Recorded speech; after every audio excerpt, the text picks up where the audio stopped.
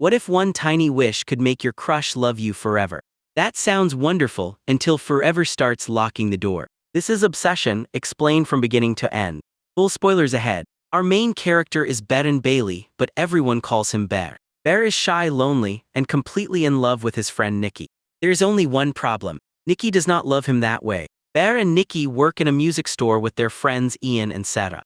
The four friends joke, stack records, and survive boring shifts together. Bear treats every smile from Nikki like a secret romantic message. Nikki treats Bear like a safe little brother. Those are not the same thing. Bear never asks what she really wants because the answer might hurt. Instead, he builds a perfect relationship inside his imagination. Then his cat Sandy dies after finding Bear's medication. The loss leaves Bear sad, angry, and desperate for one good thing. He visits a crystal shop to replace Nikki's broken tiger eye necklace. The shop sells candles, rocks, charms, and one suspiciously cheap toy. It is called the One Wish Willow. The package promises one wish for each person who breaks the little branch. It costs $6.99. Naturally, this is the most dangerous object in the store. The cashier treats it like a silly novelty, so Bear buys it. That night, the friends hang out at Bear's house. Nikki quietly asks Bear whether he has feelings for her. Bear panics and says no. Nikki leaves, and Bear immediately regrets being a coward. He takes out the willow and snaps it. Bear wishes that Nikki will love him more than anyone else in the world. The lights flicker, the room changes, and Nikki appears again. She says her estranged father is dying and asks to stay overnight. Bear accepts the story because it gives him exactly what he wanted. In bed, Nikki suddenly kisses him. Then she snaps back, screams, and pulls away in terror. A second later, the loving version returns. Bear notices the warning. He also decides not to notice the warning. The next morning, Nikki creates an extremely strange memorial for Sandy. She explains her behavior by claiming she took a party drug.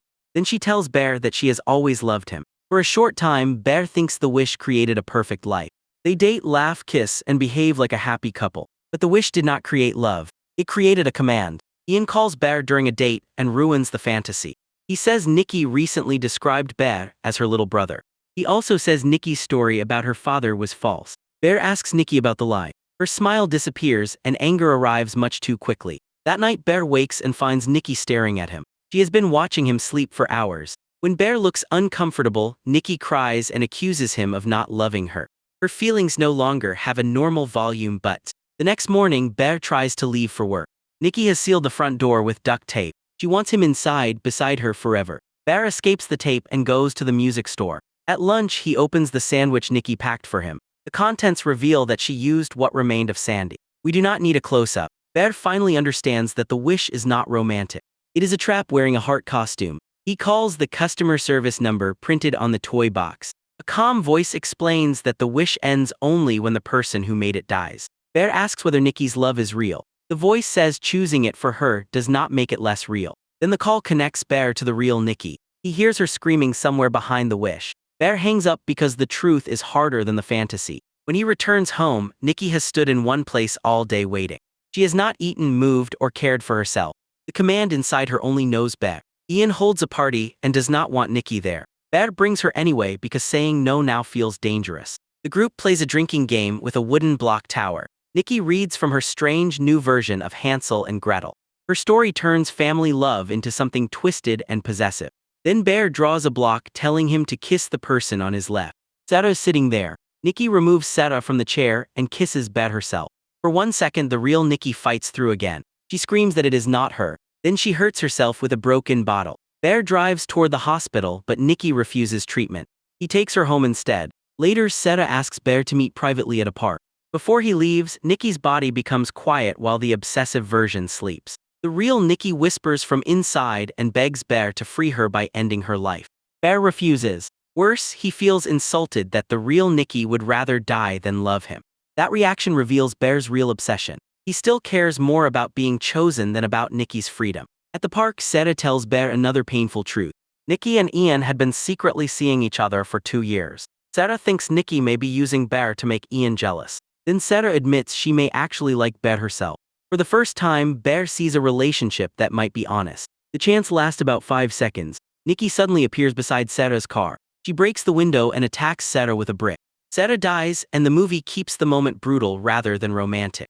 Nikki tells Bear to go home while she hides what happened. Bear obeys because fear has finally replaced the fantasy.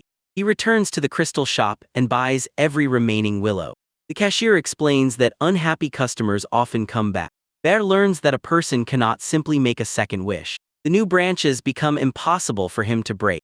Magic apparently has customer limits but no refund policy. Bear takes the branches to Ian and explains everything. He begs Ian to wish that Nikki will be free. Ian thinks the story is ridiculous. To prove it, he snaps a branch and wishes for $1 billion. Money immediately rains from the ceiling.